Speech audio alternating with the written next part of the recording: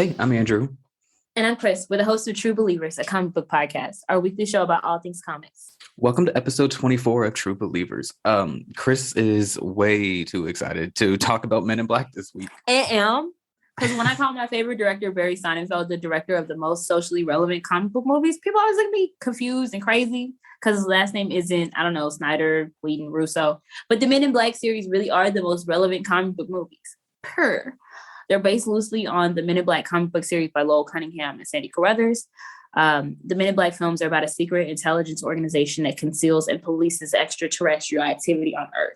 They are not a figment of your imagination, and they are not the best kept secrets in the universe. Everyone and their mother has both seen them and likes them. And if you don't, argue with your mammy. They're the least polarizing and most well-loved films adapted from comic books, period.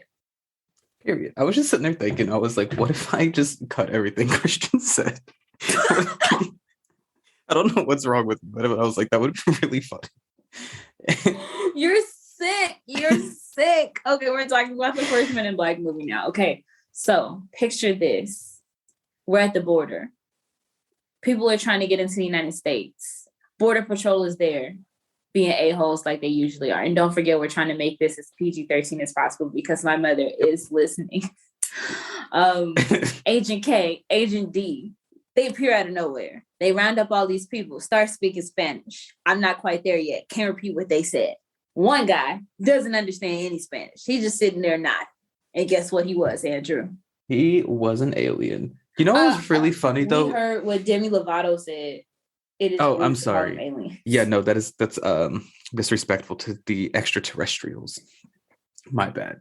But what was funny is that they didn't put translation at the bottom in Spanish, but they do for the extraterrestrials, you know? They didn't put it in Spanish. They had the English translation, but if they were speaking Spanish, you should probably have both. Well, I didn't even have the translation. The one I watched didn't have the English translation, but it translated everything in alien or extraterrestrial. I was like, okay. So I don't even know what they said at the beginning. I was with the other guy just sitting there confused as hell. Oh, the Agent K was he was like, don't worry, ma'am. Welcome to the United States. And then he was like, oh, you don't even speak Spanish, do you? You can't even fake it. And the guy's just sitting there like, and then he was like, okay. And then they were like, y'all can go. Welcome. Not you. Welcome to the United States. And he acted up. The guy, he was like, you're not cleared to come into this part of the country. What are you doing? Anyway, case in point, guy gets the drop on them, gets the drop on Agent D, almost gets the Border Patrol guys, which would that have been a loss? No. And the Agent K subdues him. And they have this big emotional moment where Agent D is like, I'm getting too old for this. He's like, they really are beautiful. The stars, you never look up anymore. And then I was like, oh man, he said something. When he's talking about how he's ready to get out of the game, he wants to be neuralized. And he's like, I'll miss the chase. And Agent K says, no, you won't.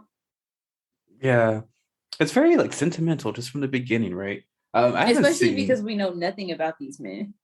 Yeah, right. You don't need, you just met them literally 3 minutes to get into the movie. But yeah, I haven't seen these movies in so long, but they're they still age so well. A lot of movies from the 90s don't, you know what I mean? But it's because Barry Sonnenfeld is that dude. When it comes to directing a movie, he gonna do it. That's why Addams Family Values get shorty, period. It's gonna yeah, he did that. There was everything aged well. There was no offensive jokes, which is something that doesn't happen a lot of times. Yeah, the plot is so disgusting. First, Will Smith, I always forget he was so young and beautiful. I mean, he's not unhandsome now, but Will Smith in the year I was born is different in the year Will Smith in the year where I'm turning 25 in a couple of days. That's different Will Smith. He was like something. He chases this guy who's a giant squid or something. I kind of zoned out during that part, but he chases him all up and through New York in the freshest of threads. Oh my god, the 90s style in this movie, and his little earring, good. Yes, I was living for it. And the other cops, they were this is pre-Jada. That's why. Him. Shut up. No, So the other cops, they couldn't follow after this dude. He has a whole little tussle with this guy. He ends up being vaporized. And then he's in like, not interrogation, but questioning, because they're like, you're saying, okay, Edwards, you're saying that this man like disintegrated. He had a gun that disintegrated. He's saying all this stuff so calmly. But he's so disrespectful with it. He's like, yeah, and I did what? And oh my God. And that's when he says like the funniest thing. Yeah. About the other officers. He's like, how come the other officers weren't with you? And he was like, I don't know. And then he calls one of them like a big bastard. Yes. He started insulting like the bigger ones. And then the disrespectful one next to him was also a bigger one. And I cannot remember what the joke was, but it was so good. He says something about you treat me like I'm half the man. You're half the man that I am. And Will Smith says, I am half the man. I was like, get him. That was so disrespectful for no reason. Listen, that man was starting it first. Yeah. So you know what? This was a good lesson from my real dad, Will Smith. When they go low, you take it right down to the floor with them and you limbo in that hole. Because that's what he did. I know. And then the fat one leaves the office or whatever. And Will says something along the lines of, you need to go on a treadmill instead. That might be better for you. He didn't have to. Like, that was so rude. And he was already leaving. It came so out of pocket, and I don't know. And then that's when they intro Agent K, because Agent K, the medical examiner lady, Laurel, she's like, Laurel Weaver, I'm with the morgue. I believe you. Come and see me down at such and such street. And then Agent K comes in. He neuralizes everybody. He's like, Flash, Flash, Flash. Hey, Edwards, come with me. And he's like, what?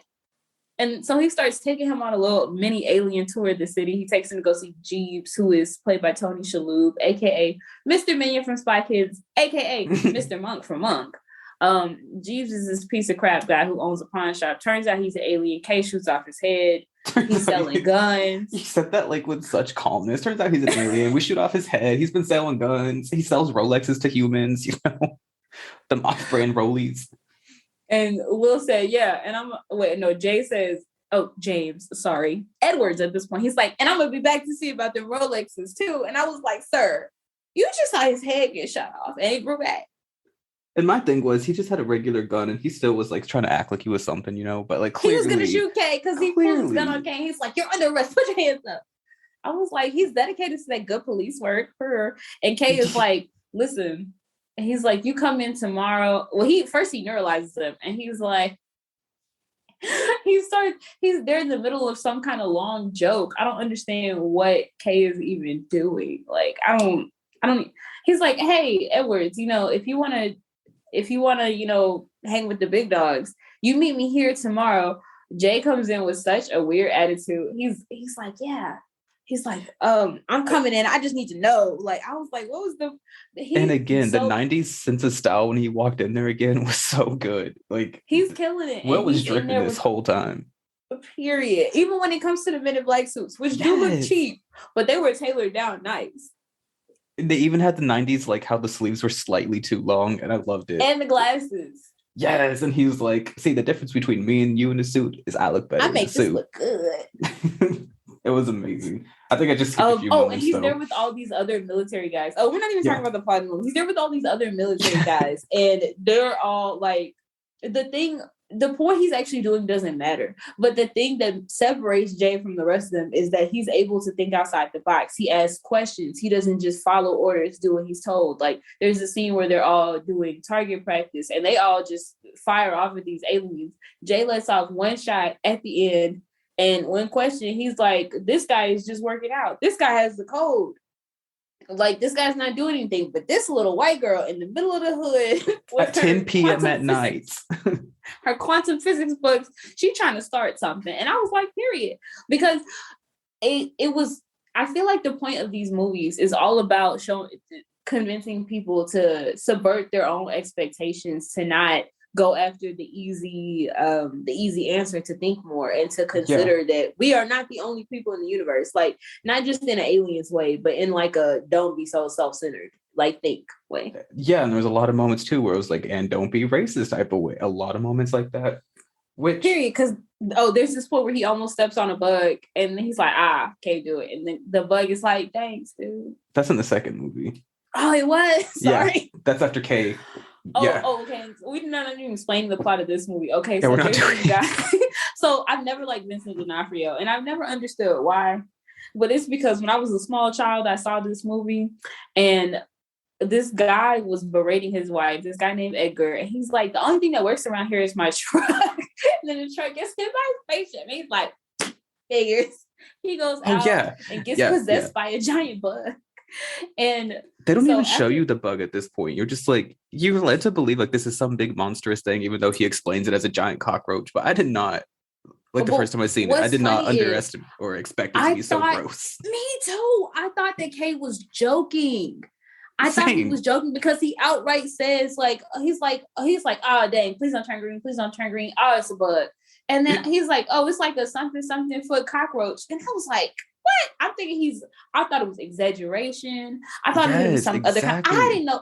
When he popped up and he was really a bug at the end. Oh, also Edgar takes them on a twist and turns. They meet up with the medical examiner lady again. They neuralize her a couple times.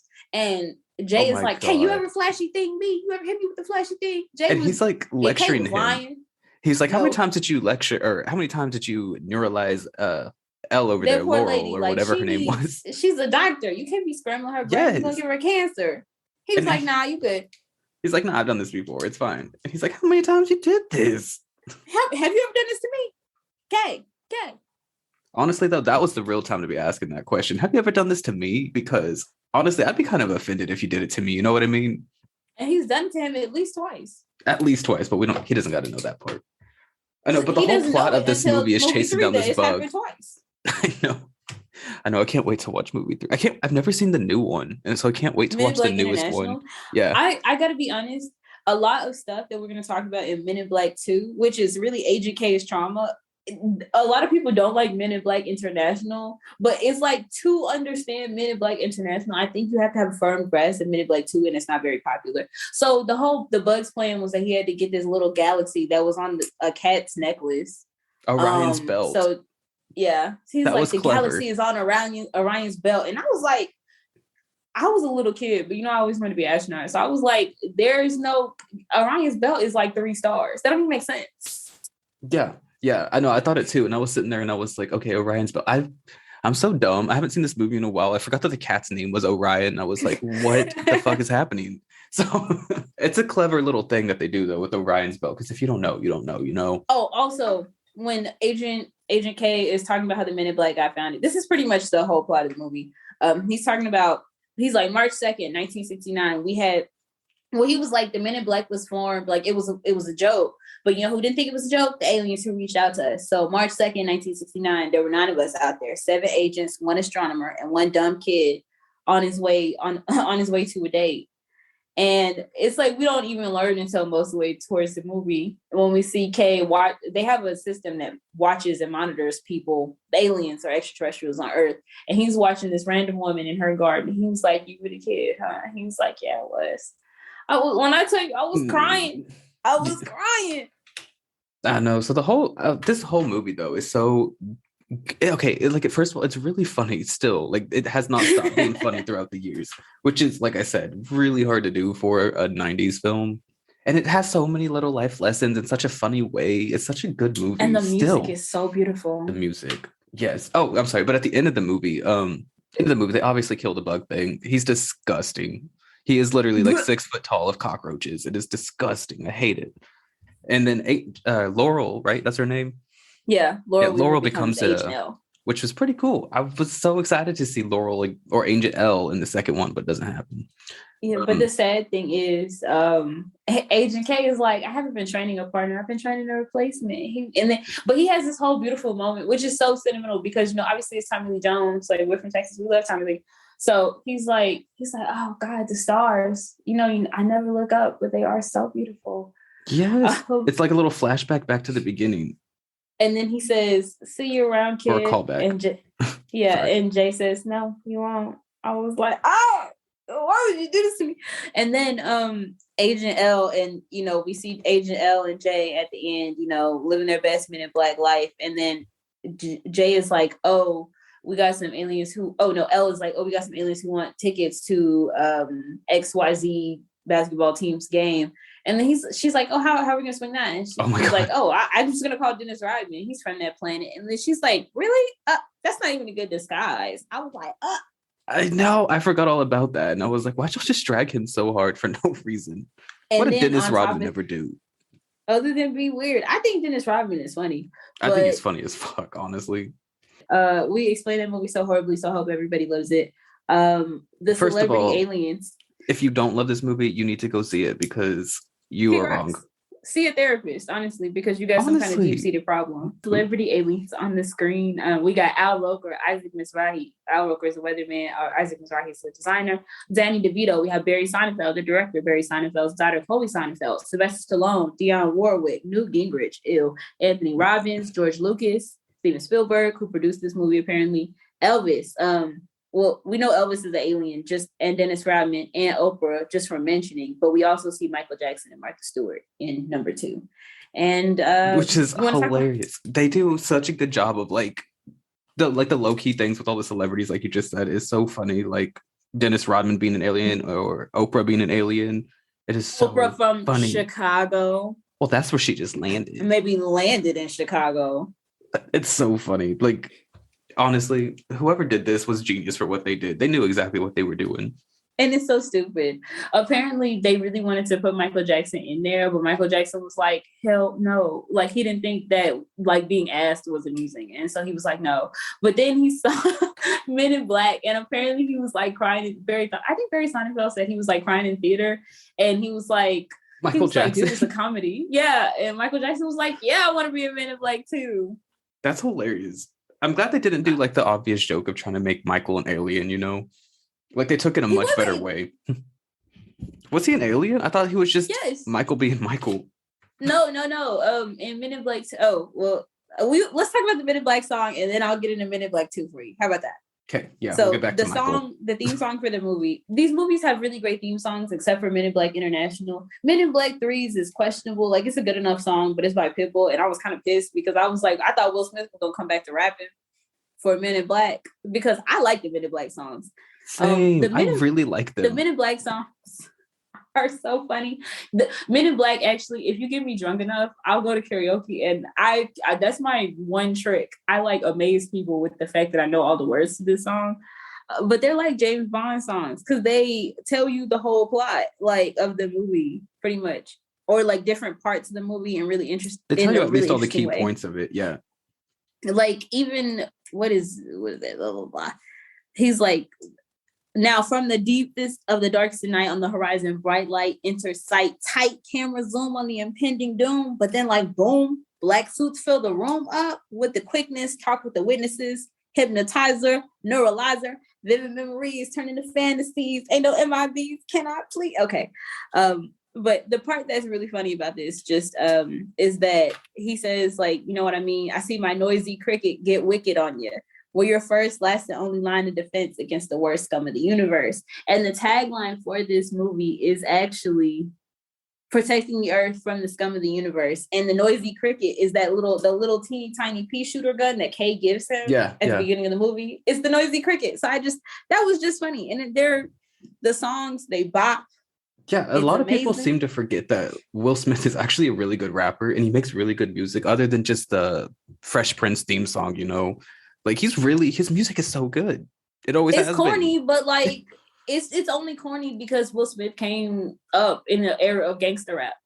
And he's not a serious person. I mean, he is sometimes, but his music is mostly for fun, you know? So it's fun. He's just trying to have some summertime. Parents just don't understand. You know, he's just letting you. I think actually. Oh my God, the one where he steals the Porsche. Is that the song you were just singing? Oh, I love that song. No. Well, yeah, actually. Yes, I love that song so much. No, one of my favorite songs of his is the song he made for his son for Trade, the Just the Two of Us song. I was like, oh.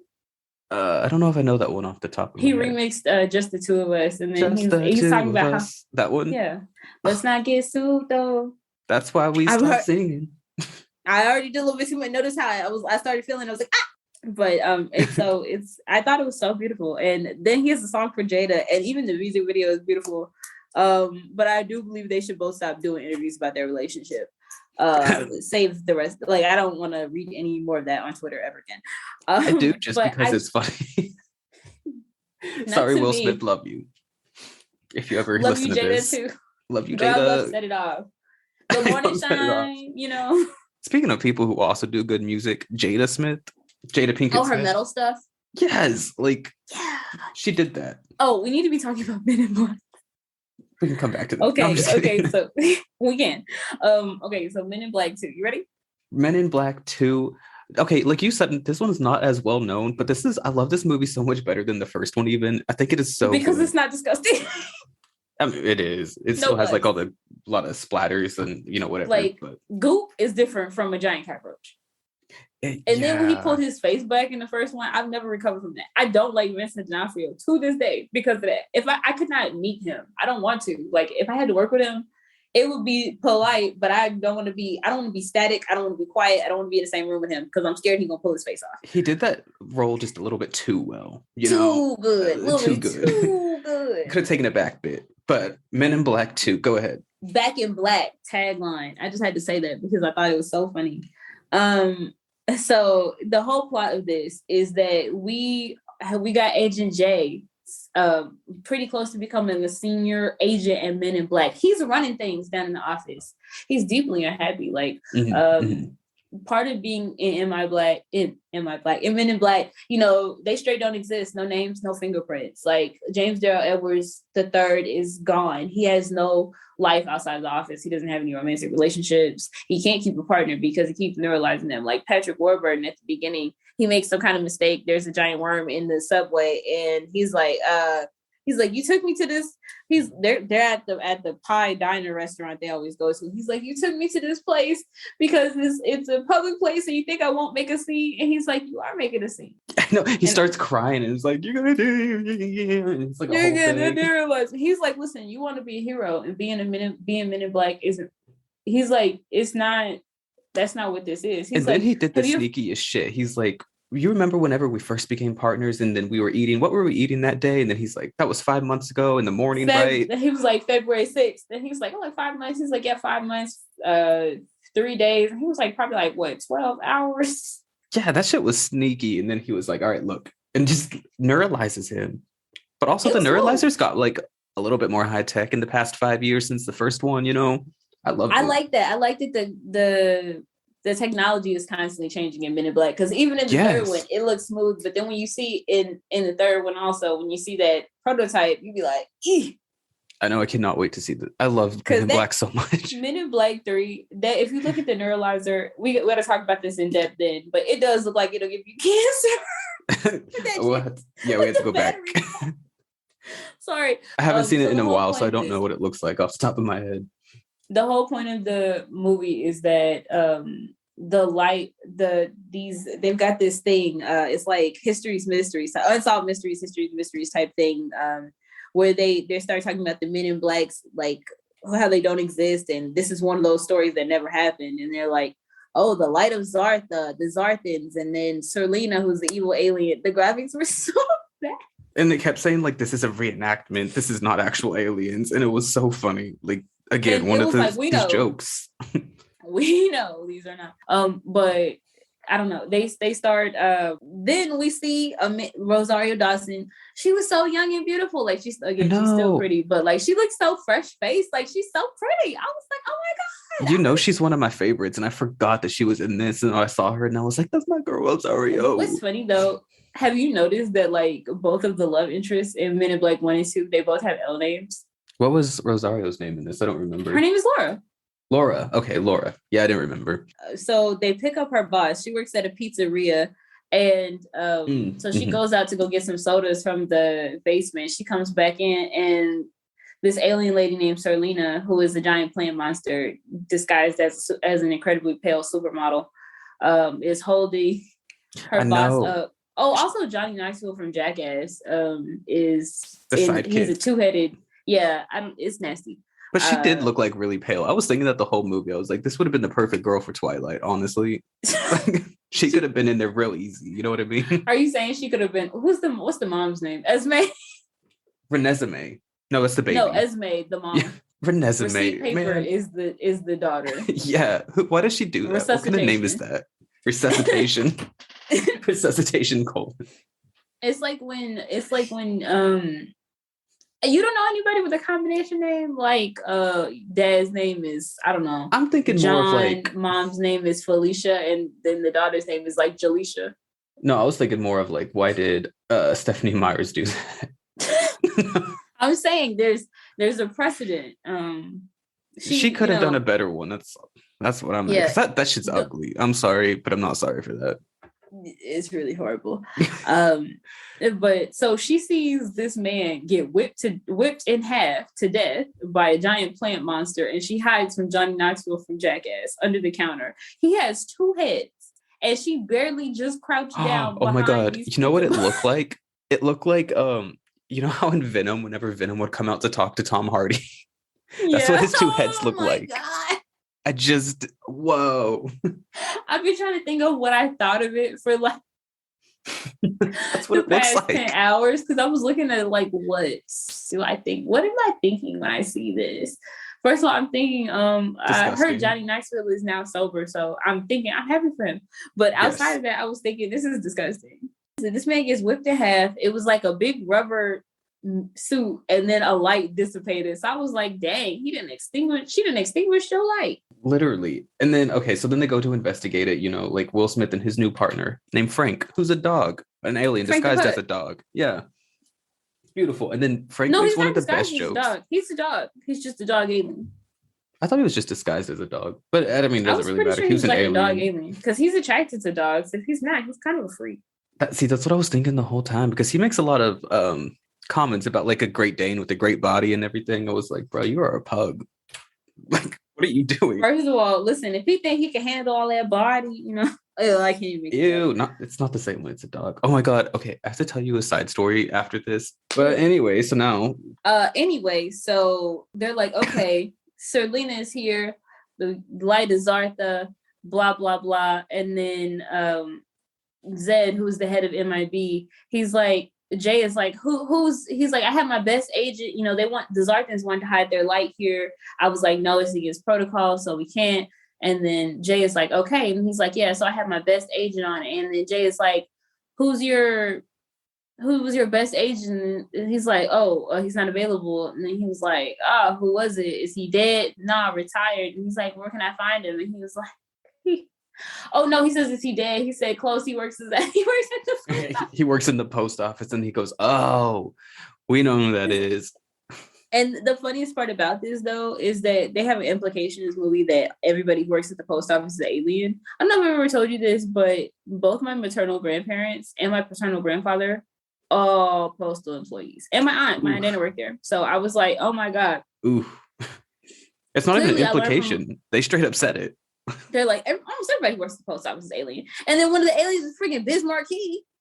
I know. Oh, also, Nick Cannon was in this movie right before this, Nick too. Cannon was supposed to take over the franchise from Will Smith, but like Men in Black 2 underperformed.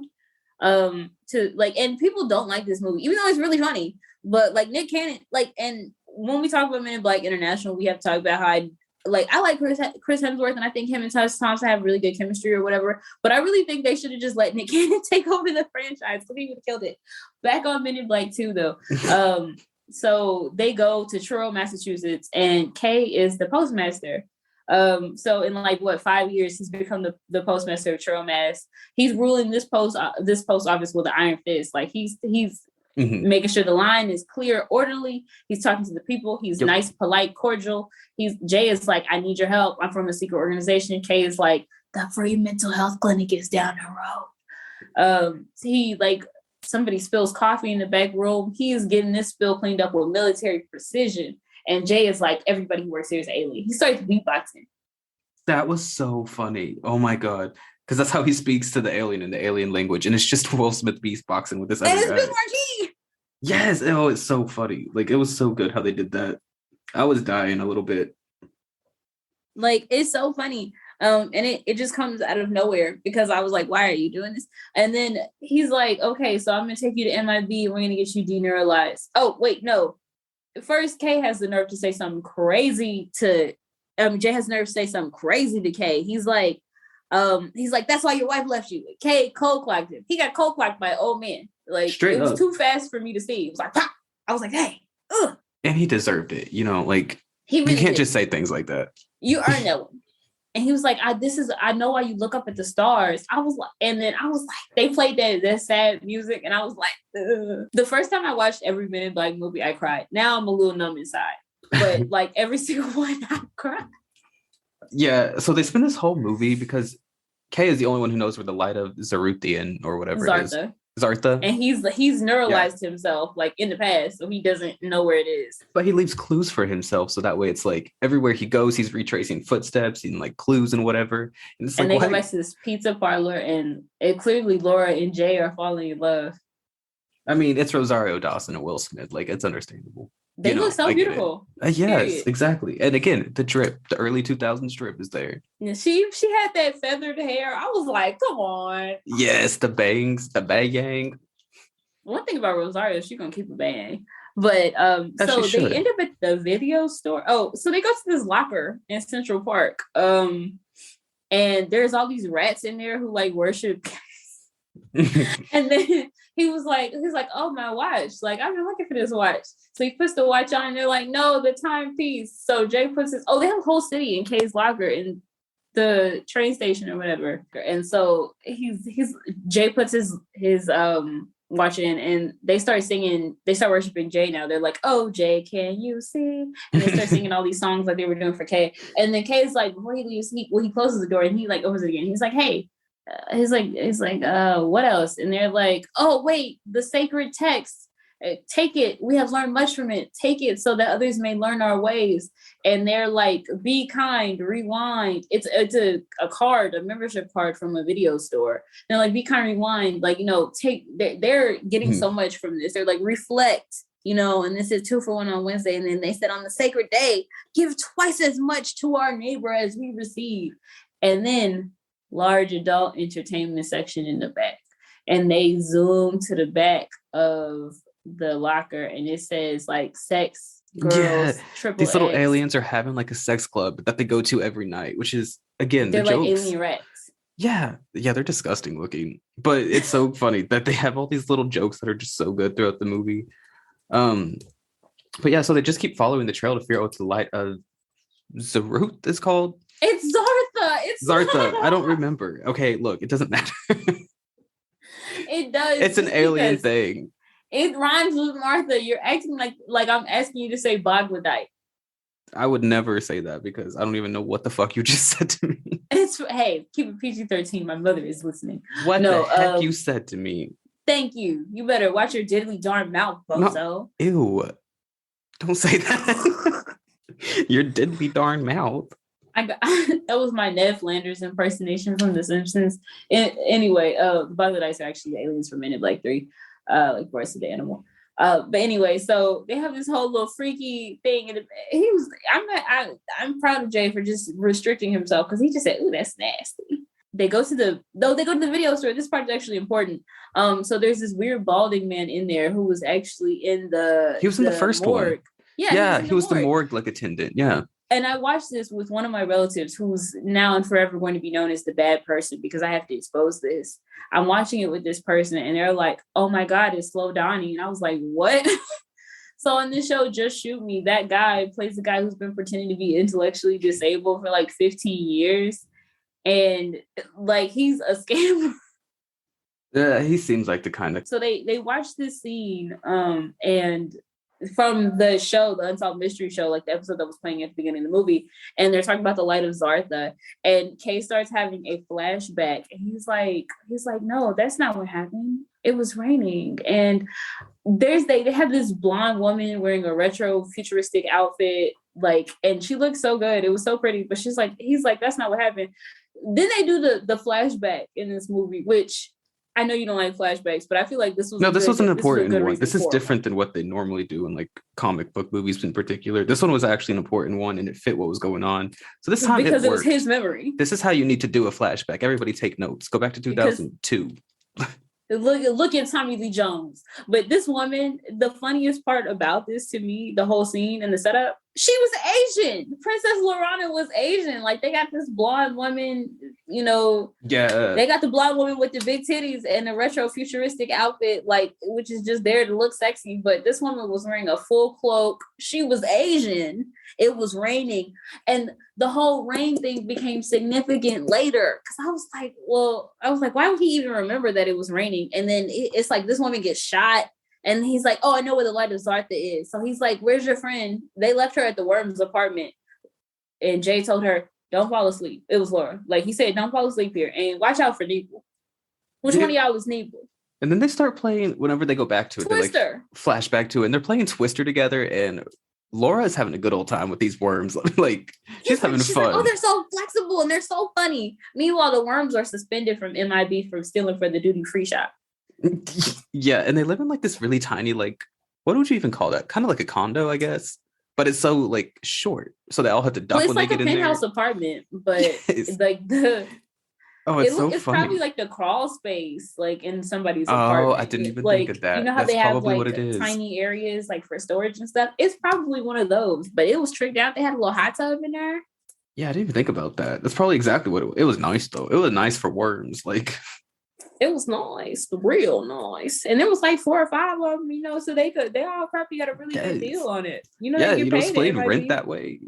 Because you know, Jay and Kaylee both live in nice places in New York, so it's New York too. Even a crawl space is probably way more than it should be. So you know, these worms, 42,000, 4,200. It had a hot tub in there per day, plus the hot tub fee, you know. Because I lived on the top floor, so high, and electricity. It was 75 billion. 75 billion. But so they, you know, also Men in Black is under attack. The building is under attack. Serlina went in there, alien gooped up the place. She's like a big vine monster. I don't know, and she gathered disgusting. All of these like. She is, and she gathered up all these villains who just don't like J and K. Because they put them in jail. One of them was a Balchinian.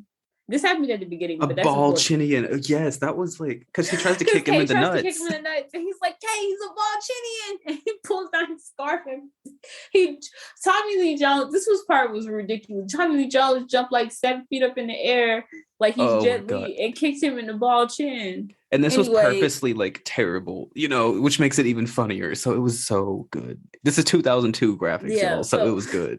So they go on this chase through New York. There's this guy named Jara who like they have to fight their way through the Men in Black headquarters to get a space or their regular car that is like operates as a spaceship in hyper speed, which is really cool. There's like an automated white man who does the autopilot. And earlier in the movie, Kay is like, that comes standard. And he's like, nah, it came with a black man, but he kept getting pulled over. Like the jokes never stop. It never stopped being lighthearted and funny, except for when it takes the time to be poignant and beautiful, and like the dramatic moments aren't like without a touch of levity. Like it's like even if things are sad now, they won't always be sad. You know, that's what Men in Black really gives you. And it gets to the end where we find out Laura is the light of Zartha. Like he's like, where's the light? Because they spent the whole movie looking for it. Kay is like, oh, we need to get your friend. We need to go to this place that points at the Statue of Liberty or something.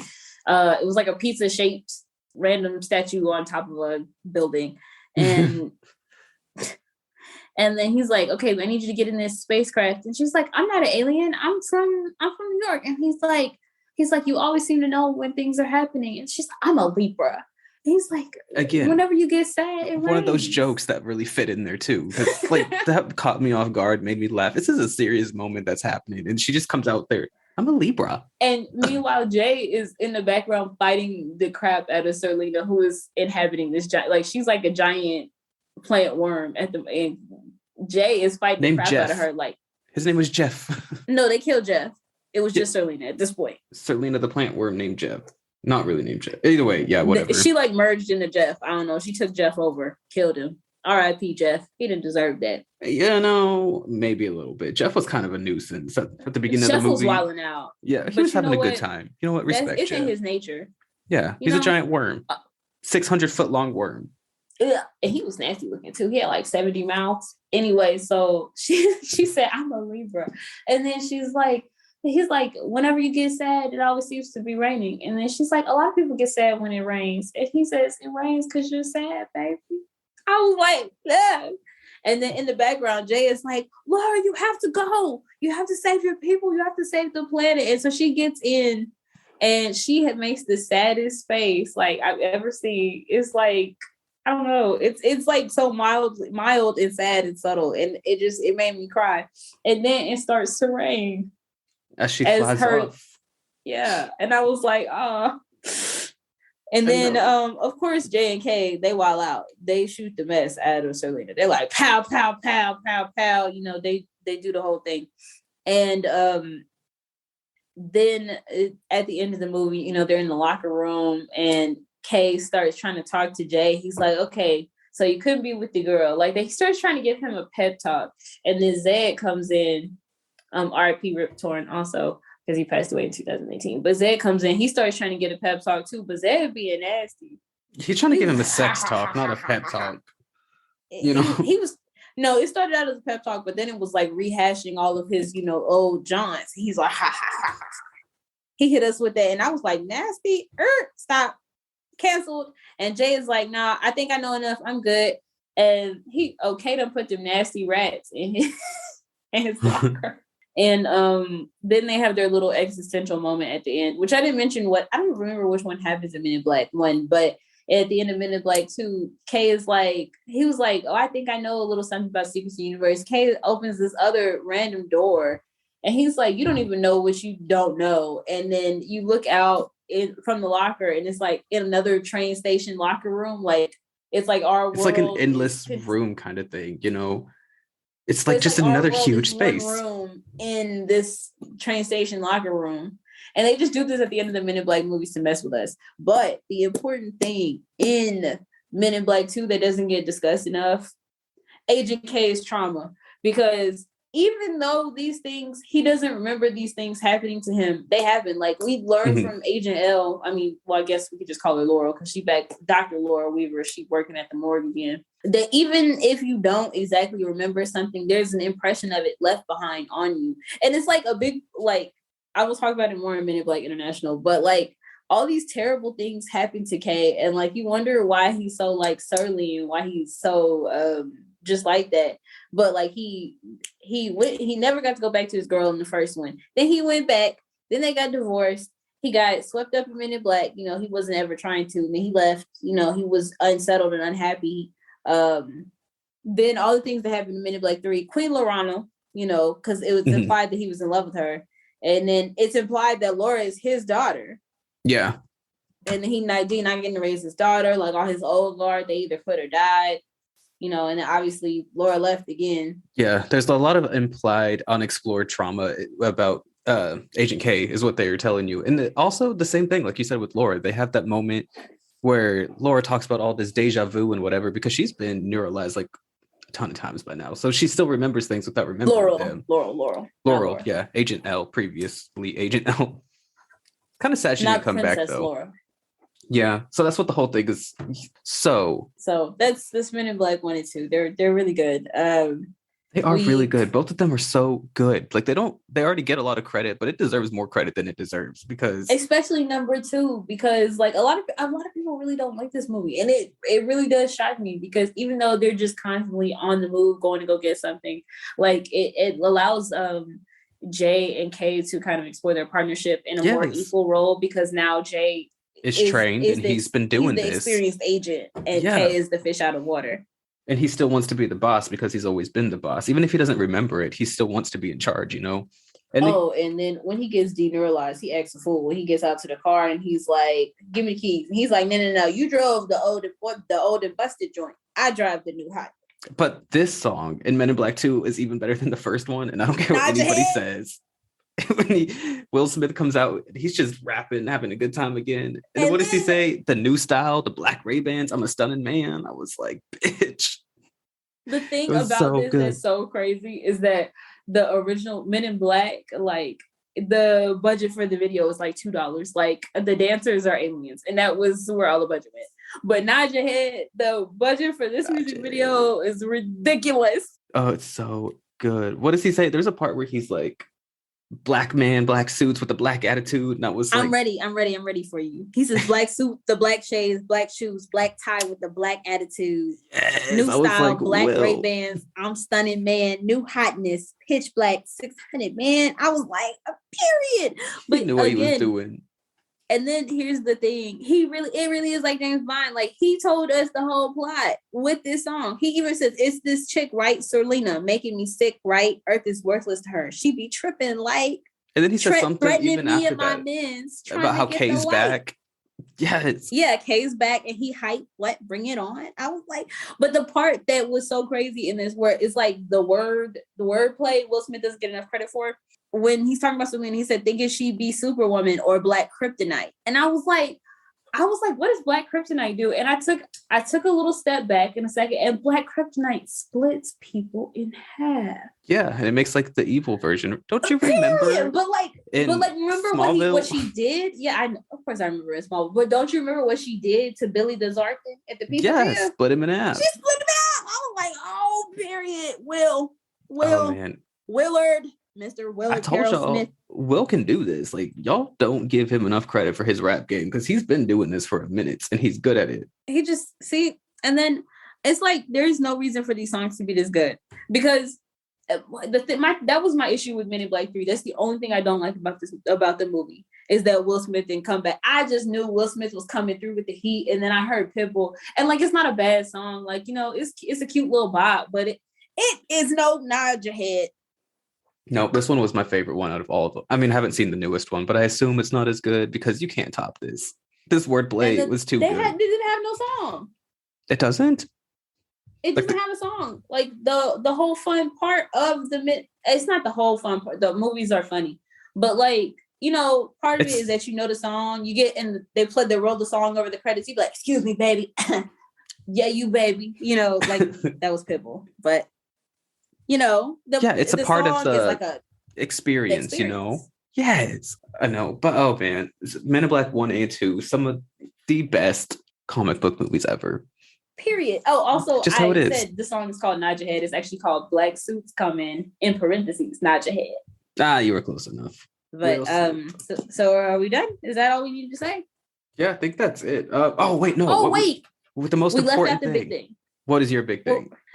I had two big things. One, when he fights one of the last alien before they get in the car, Jara, he's like, oh, I'll be 1 minute, baby, talking to Laura. And then he's like, he whips off his cloak and there's like 5 of him. And he's like, oh, that'll be 2 minutes. That fight actually is around 2 minutes.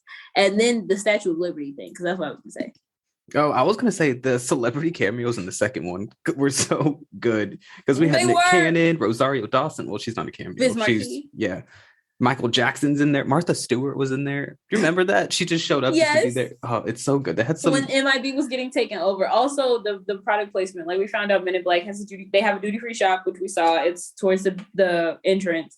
Then they have a Sprint store and a Burger King and various other things. Yes. It's so good. They invented liposuction, which is what you figure out in the first one. It's ridiculous. And also... So after, like, at the end of the movie, when Kay's got all his memories back, and you know they just killed Serlena. They sent Laura off to Zartha to assume her duties as the Light of Zartha, you know, as their princess or queen or whatever. He's like, how are we going to disguise this? Everybody just saw us, you know, fly through New York. You know, we had a big spaceship fight. There were alien worms, and then Kay is like, oh, put your glasses on. And he pulls out a button from his suit, and the Statue of Liberty is a neuralizer. It's a giant neuralizer. Legendary, honestly. Legends only. I'm going to say, though, these movies both are 10 out of 10, and nobody's changing my opinion on this, ever. Let's go with my catchphrase. If you have a problem with that, you can argue with your mammy about it, because nobody cares. Nobody cares. Exactly. Argue with your diddly darn mommy about that. Not with us. Are you darn too? Darn too. And I guess that's all for this week's episode of True Believers. Yes, so thanks everybody for all your support, all your continued support. We will see you in the new year. It's already the new year, but you know, whatever.